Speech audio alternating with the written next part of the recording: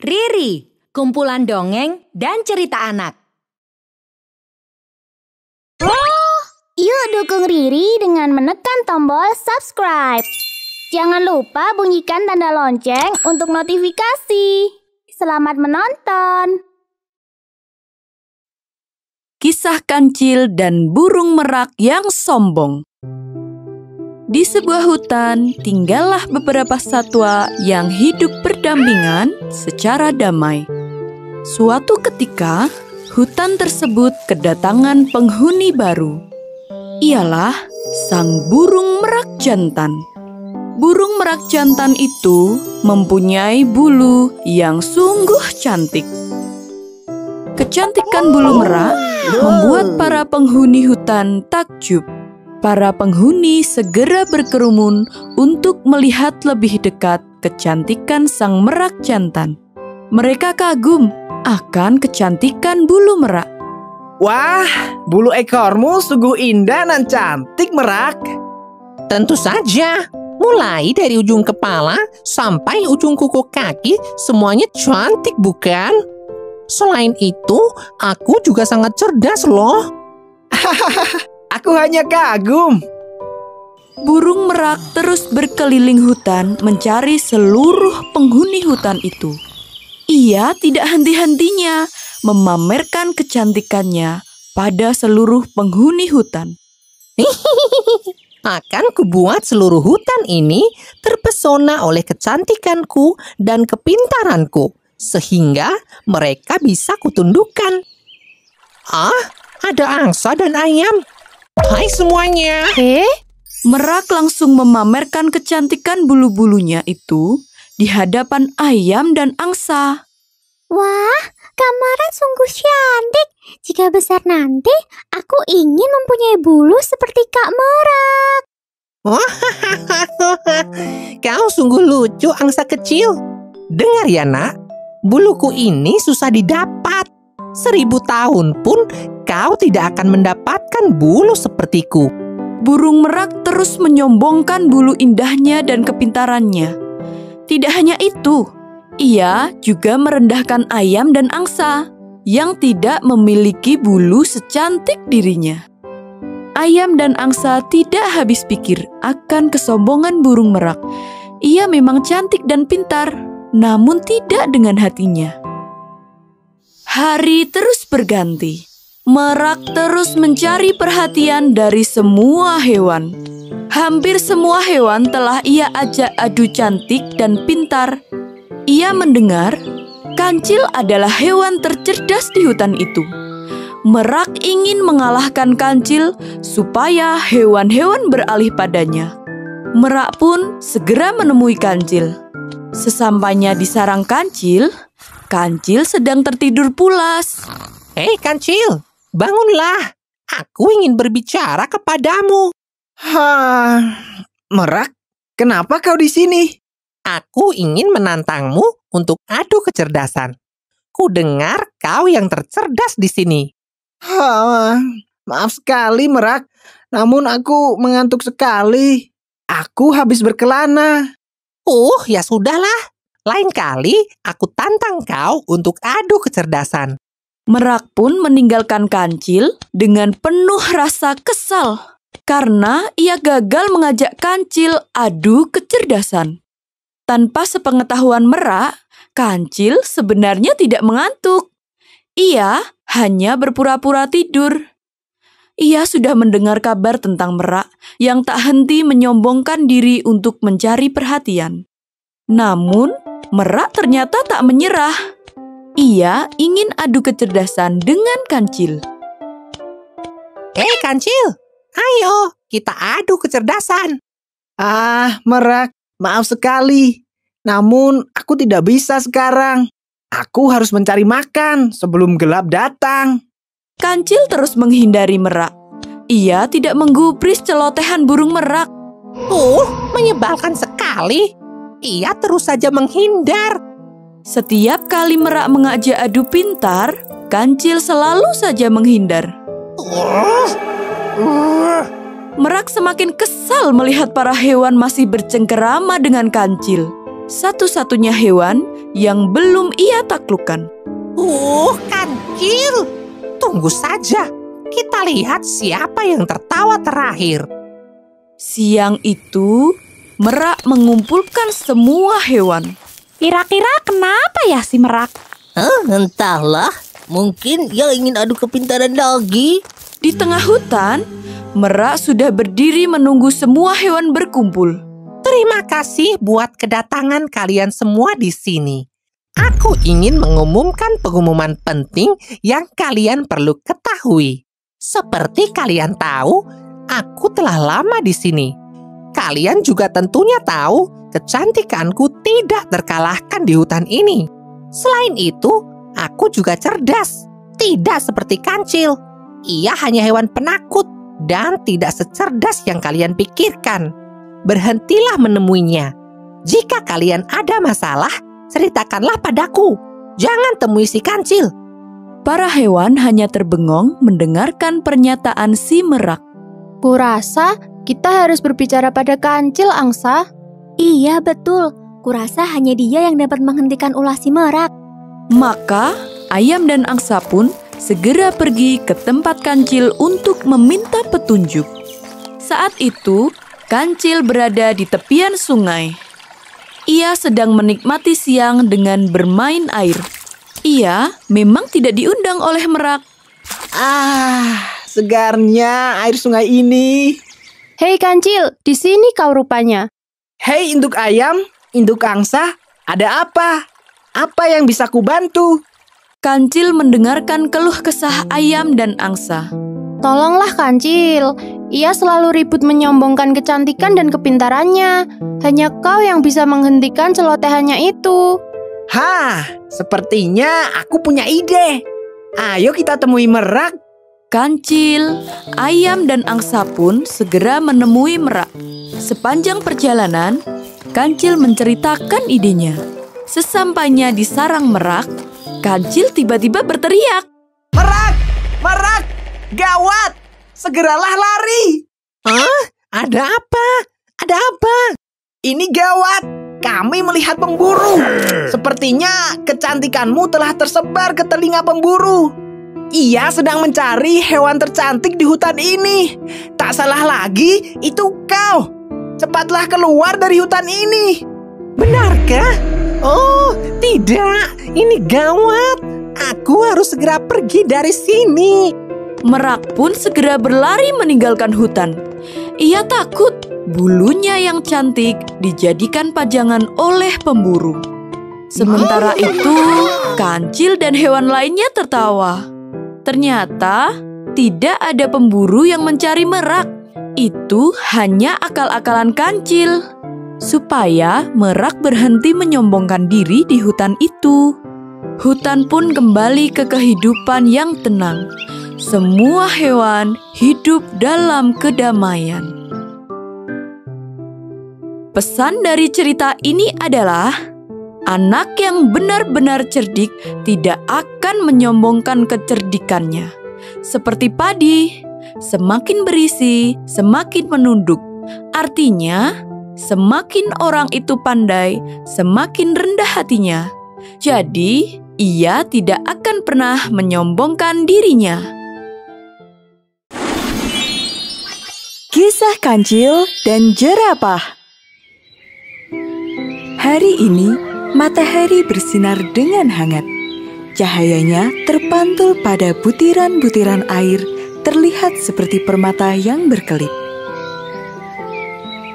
Hujan yang turun semalaman membuat dedaunan dan rerumputan menjadi segar, memikat para hewan untuk memakannya. Termasuk Jirafu. Dia adalah jerapah yang baru saja datang ke hutan Flona.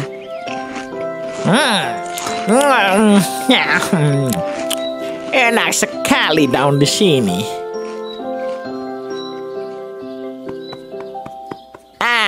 Kenyang sekali. Aku perlu minum. Aku akan cari sungai di dekat sini. Kalau tidak salah ingat, belokan di depan sana, lurus lagi, dan aku akan menemukan sungai yang jernih. Ada banyak genangan air. Aku harus berhati-hati. Kalau terinjak, kakiku akan gatal dibuatnya. Indah sekali bunga-bunga ini. Cocok dengan diriku. Aku suka hal-hal yang cantik. Tak lama kemudian, Jirafu sampai di tepi sungai. Oh lala, lihat siapa itu yang sedang minum. Ada domba bau di sini. Hei Debi domba, pergilah. Aku ingin minum di sungai ini. Mengapa aku harus pergi? Kita kan bisa minum bersama. Minum bersamamu? Tidak, kau tidak pantas minum air jernih di sini. Carilah tempat lain. Apa maksudmu? Kamu kan bukan pemilik sungai ini. Aduh, masa sih kamu tidak paham? Lihatlah aku yang anggun ini.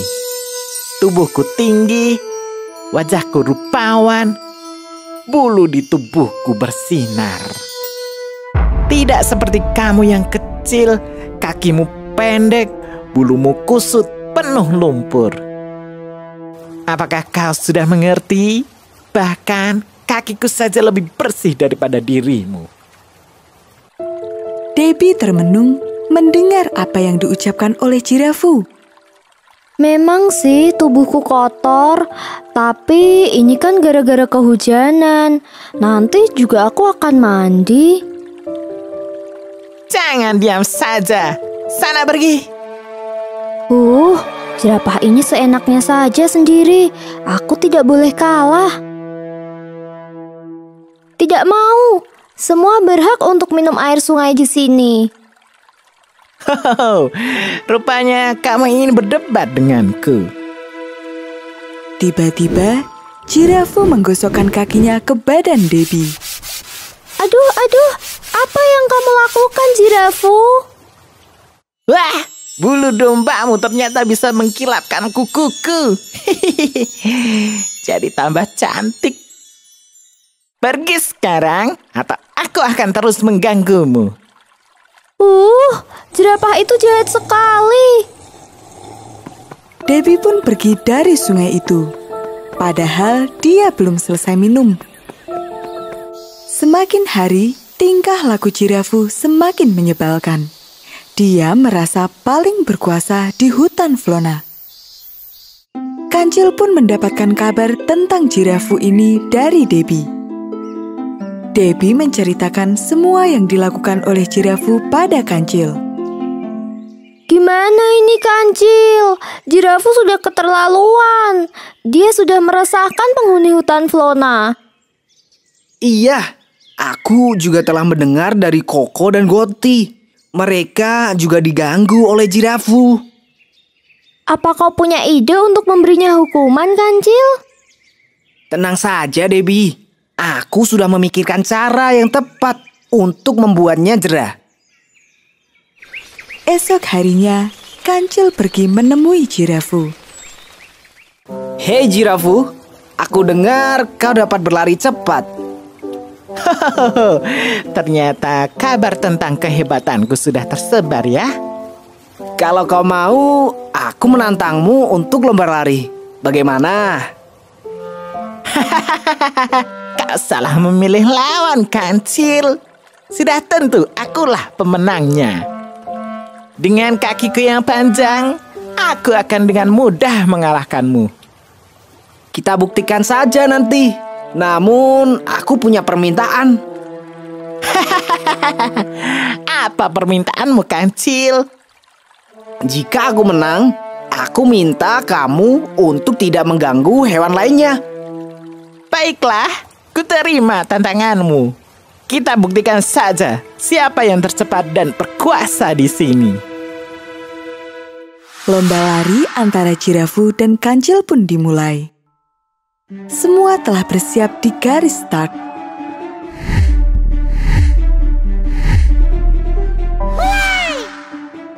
Dengan sigap, Jirafu langsung melaju cepat ke depan. Aku tunggu kau di garis finish, Kancil. Kancil tidak menanggapi perkataan Jirafu. Ia tetap berlari dengan santai. Jirafu terus saja berlari dengan kekuatan penuh. Namun, Jirafu tidak tahu bahwa rute yang dilaluinya penuh dengan tantangan yang telah disiapkan oleh Kancil. Tantangan pertama, tanah berlumpur dan genangan air. Kotor sekali. Lumpur dan genangan ini menggangguku. Jirafu langsung berhenti ketika menemui tanah berlumpur. Dengan kakinya yang panjang, dia kesulitan untuk menghindari tanah licin tersebut. Kakinya saling silang dan malah membuatnya tersandung. Hai Jirafu, aku duluan ya. Kancil pun berhasil menyusul Jirafu. Berbeda dengan Jirafu, kaki kecil Kancil dapat melalui genangan air dengan mudahnya. Sampai jumpa di garis finish, Jirafu. Belum selesai dengan rintangan genangan, kini Jirafu dihadapkan pepohonan lebat yang tinggi. Tubuh Kancil yang mungil dapat melewati pepohonan tinggi dengan mudah. Tidak dengan Jirafu, wajahnya seperti ditampar oleh dedaunan dan ranting yang lebat.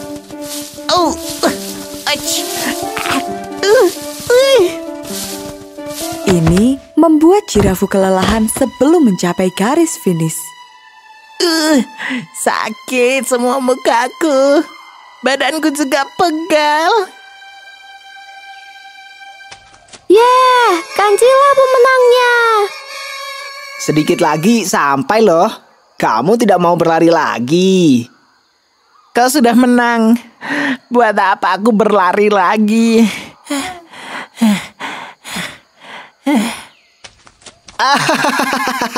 Apakah kau masih merasa menjadi yang terhebat? Aku capek sekali, Kancil. Berhentilah mengejekku. Aku kan cuma meniru perilakumu selama ini. Apakah kamu marah? Tiba-tiba, Debbie membantu Jirafu berdiri. Apa yang kau lakukan, Debbie? Kenapa kau mendorongku? Aku tidak mendorongmu.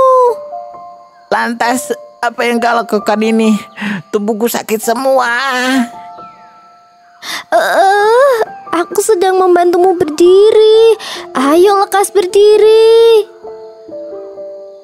Siapa yang akan membantumu berdiri jika kami pergi? Kakimu terlalu panjang. Kamu pasti kesulitan berdiri sendiri. Mengapa kau membantuku?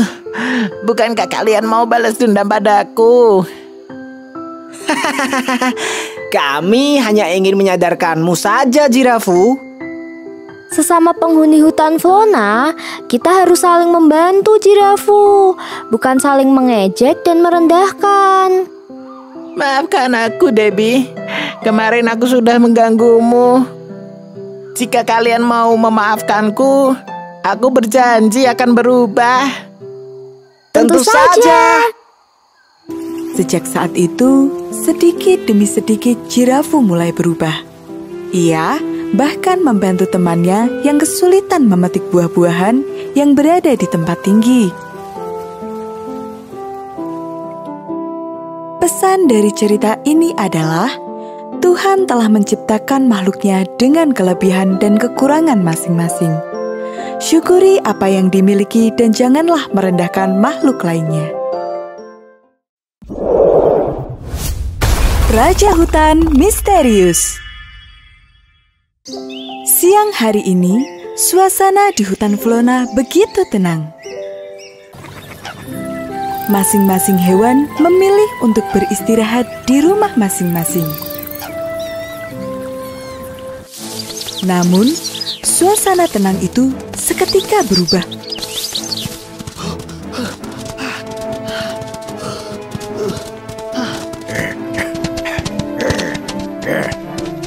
Suara gaduh itu berasal dari derap kaki Kancil.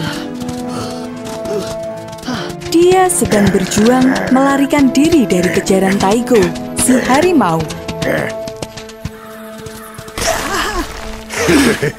Mau kemana kau, Kancil? Gawat, aku sudah terpojok.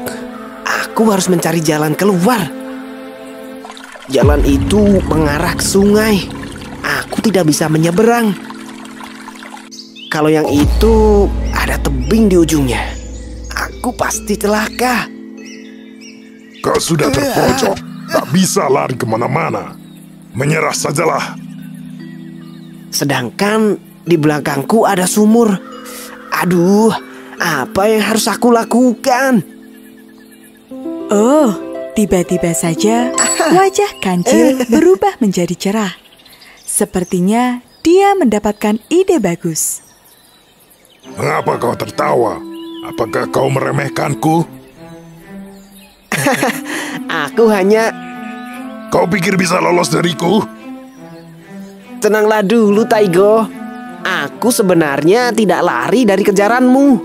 Aku hanya menguji kemampuanmu untuk kulaporkan pada Raja Hutan. Menguji kemampuanku? Lancar sekali kau. Ini bukan kemauanku. Aku hanya menjalankan perintah dari Raja Hutan. Siapa yang berani-berani mengaku sebagai Raja Hutan? Akulah Raja Hutan ini. Akulah yang paling kuat. Kau memang kuat. Namun Raja Hutan lebih kuat lagi. Istananya pun sangat tersembunyi. Tidak sembarangan hewan bisa bertemu dengan sang raja. Kau mau menipuku? Pertemukan aku dengan dia. Kita buktikan siapa yang paling hebat di hutan ini. Di mana istananya? Jika kau takut, aku akan ke sana sendiri. Jalan masuk ke istana Raja Hutan hanya bisa lewat sumur ini saja. Tapi sepertinya tidak bisa, Taigo. Beliau sedang tidur siang. Beliau akan marah besar jika dibangunkan. Apa kau bilang? Cepat minggir. Aku akan menemui raja itu sekarang juga. Diamlah sebentar. Raja sedang bicara saat ini. Sepertinya dia mendengar ucapanmu barusan. Hah? Dia bilang apa? Raja Hutan, Taigo sudah berada di sini. Apakah Anda bersedia bertemu dengannya? Suaramu terlalu pelan, Kancil. Minggir, biar ku panggil dia. Hei, Raja Hutan!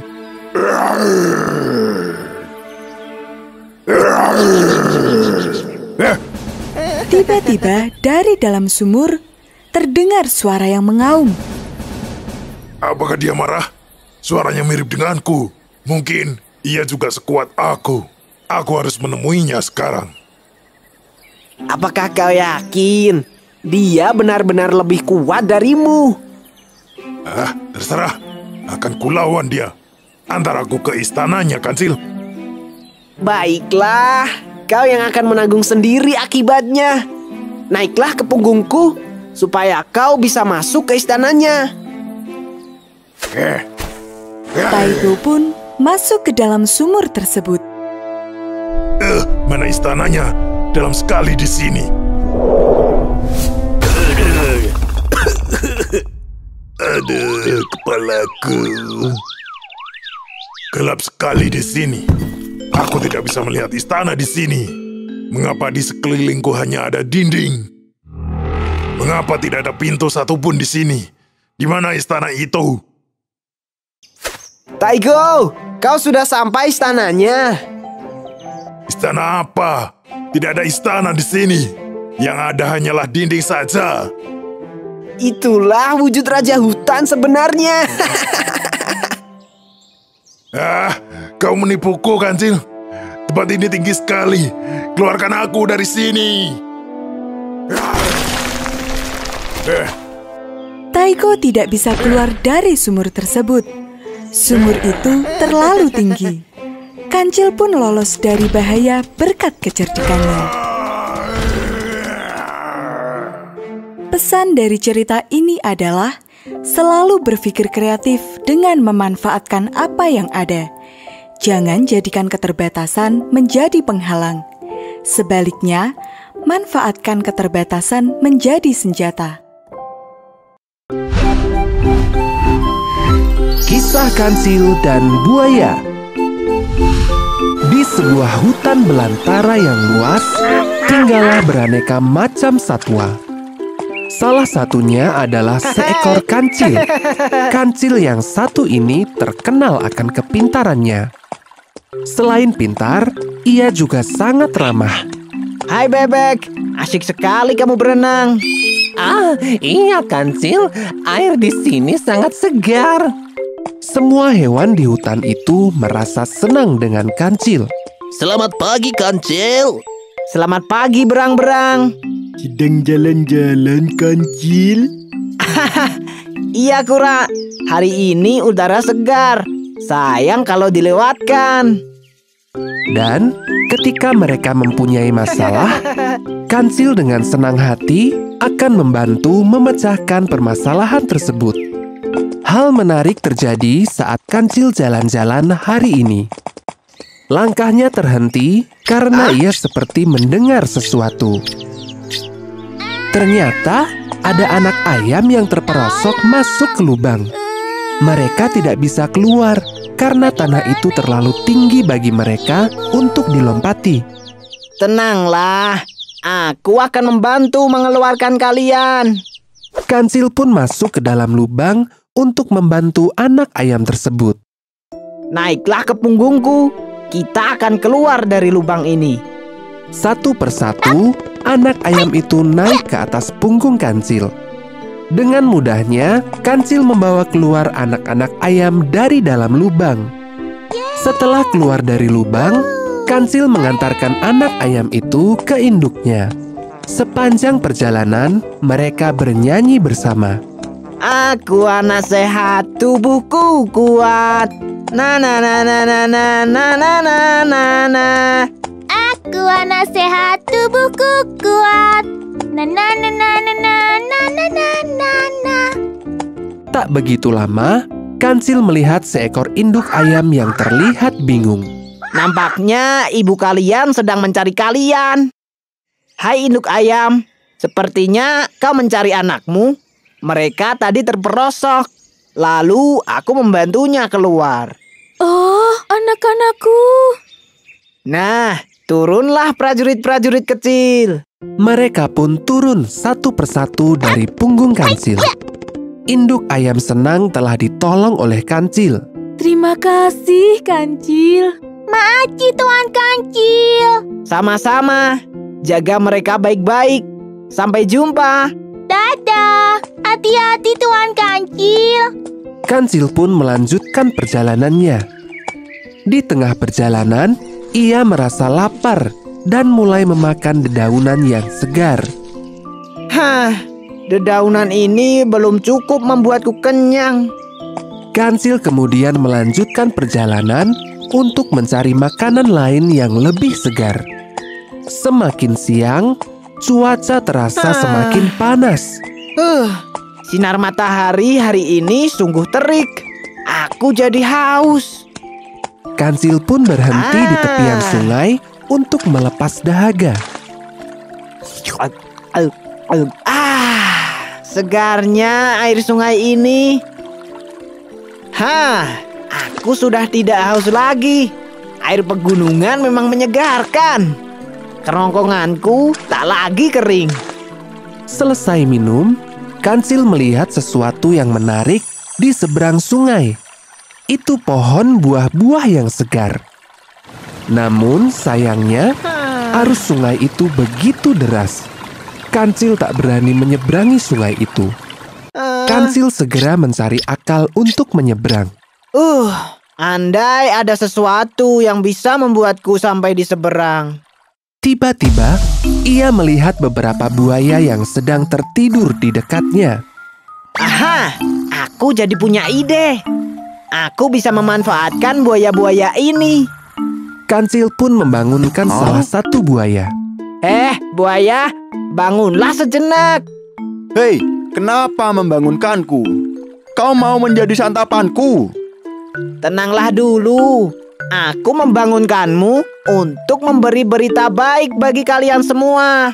aku membawa hadiah daging yang segar dari raja. Untuk itu, aku harus menghitung jumlah kalian. Berjajarlah sepanjang sungai agar aku mudah menghitungnya. Benarkah? Kalau begitu, akan kupanggilkan teman-temanku lainnya. Buaya lalu mencebur ke sungai untuk memanggil teman-teman lainnya. Sementara itu, Kancil tertawa kecil. Semoga saja buaya-buaya itu terperdaya oleh tipuanku. Hai teman-teman, kemarilah. Aku punya berita bagus buat kalian. Teman, kita akan dapat daging. Benarkah? Benar, si Kancil yang memberitahuku. Kita hanya perlu berjajar sepanjang sungai agar Kancil bisa menghitung jumlah daging untuk kita. Semua buaya pun berkumpul. Dan mereka mulai berjejer-jejer sepanjang sungai hingga membentuk seperti jembatan. Inilah yang diharapkan oleh Kancil. Nah, bersiap-siaplah buaya. Aku akan menghitung kalian. Iya, lekaslah mulai menghitung. Kami sudah lapar. Kancil mulai melompati punggung buaya satu persatu sambil pura-pura menghitung. 1, 2, 3, 4, 5, 6, 7. Selesai menghitung buaya terakhir, Kancil pun melompat ke tepi sungai. Terima kasih para buaya. Berkat kalian, aku jadi bisa menyeberang. Setelah itu, Kancil langsung berlari kencang meninggalkan buaya. Hah? Menyeberang? Apa maksudnya? Jangan-jangan kita ditipu. Maksudmu, ia menjadikan kita sebagai jembatan penyeberangan? Buaya pun menjadi kesal karena ia merasa ditipu oleh Kancil. Awas kau Kancil! Sementara itu, Kancil berhasil menjauh dari para buaya. Dan kini ia sedang menikmati buah-buahan yang segar.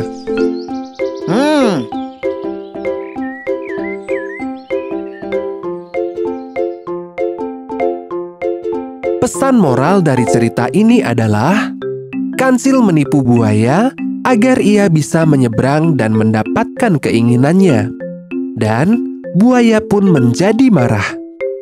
Ingat ya, semua perbuatan jelek hanya akan menambah musuh.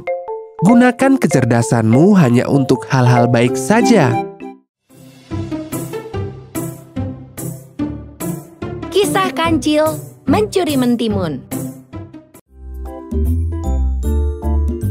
Suatu hari, Kancil berjalan-jalan hingga jauh ke pinggir hutan. Tanpa sadar, ia telah memasuki sebuah ladang milik manusia. Namun, begitu ia tahu bahwa ladang itu adalah ladang mentimun, Kancil pun mengurungkan niatnya untuk pergi. Aduh, gawat nih. Sepertinya aku sudah berada di ladang manusia. Wah, ini ladang mentimun. Mungkin aku bisa berkeliling dan melihat beberapa timun terlebih dahulu. Kancil tidak bisa menahan keinginannya untuk mencicipi mentimun itu.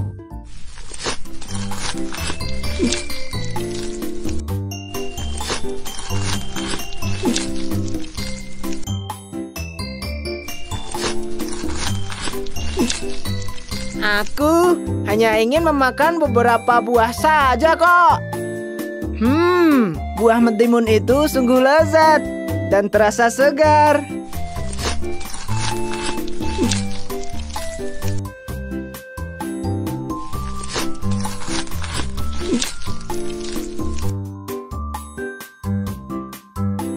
Tanpa sadar, Kancil telah menghabiskan banyak sekali buah mentimun. Sore harinya, Pak Tani pemilik ladang tersebut datang. Pak Tani langsung marah-marah ketika melihat ladangnya berantakan. Kenapa kebunku jadi berantakan? Timun-timunku juga habis tidak tersisa. Siapa yang telah berbuat seperti ini?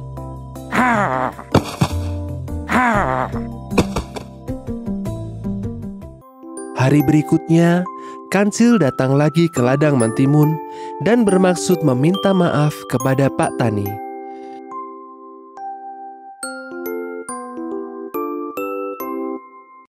Begitu sampai di ladang, Kancil segera menghampiri orang-orangan sawah.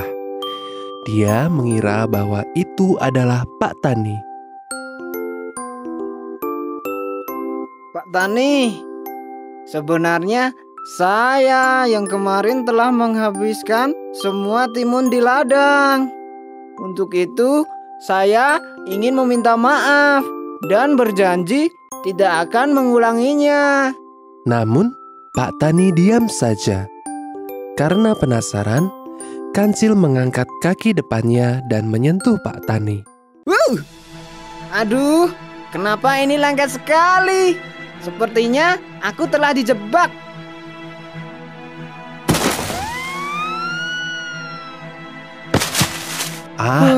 Rupanya yang disentuhnya bukanlah Pak Tani. Itu hanyalah orang-orangan sawah yang telah dilumuri getah karet. Kaki depan Kancil lengket dan tidak bisa dilepas. Tolong, tolong, siapapun, tolong lepaskan aku. Ia berusaha melepaskan diri. Tidak lama kemudian, Pak Tani, sang pemilik ladang, datang untuk menangkap Kancil. Akhirnya ketangkap juga si Kancil. Dasar pencuri yang rakus. Ampun Pak Tani, tolong lepaskan aku. Pak Tani membawa Kancil pulang ke rumah dan mengurungnya. Pak Tani tidak ingin ladang mentimunnya hancur lagi gara-gara Kancil. Hei Kancil, kau akan kukurung di sini sampai panen mentimunku selesai. Aku tidak ingin kamu mencuri timun-timunku lagi.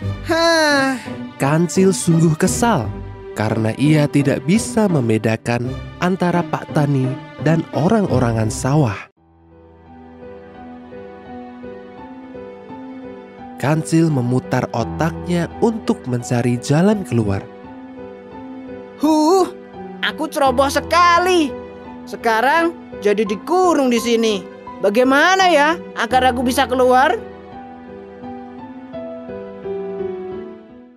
Aha, aku dapat ide yang bagus. Kancil pun tersenyum puas.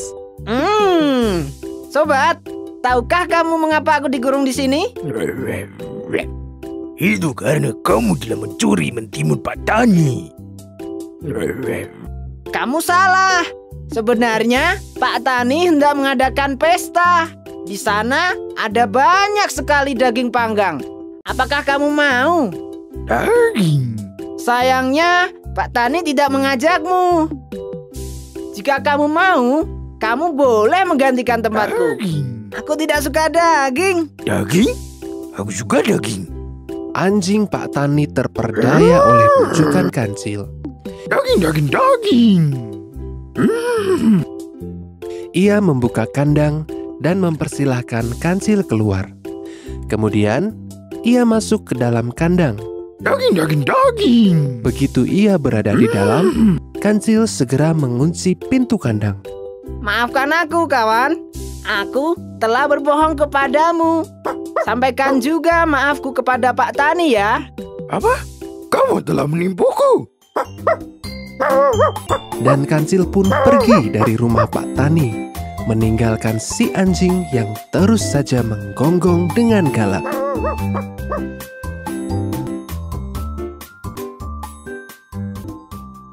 Nasihat dari cerita ini adalah jangan pernah mengambil apapun milik orang lain tanpa izin terlebih dahulu ya. Halo teman-teman dan kakak-kakak semua. Pengen bisa bikin komik, game, dan animasi seperti Riri? Ikuti pelatihannya di GameLab aja. Kunjungi website kami di www.gamelab.id/kelas kreator. Dijamin gampang, siapa aja bisa.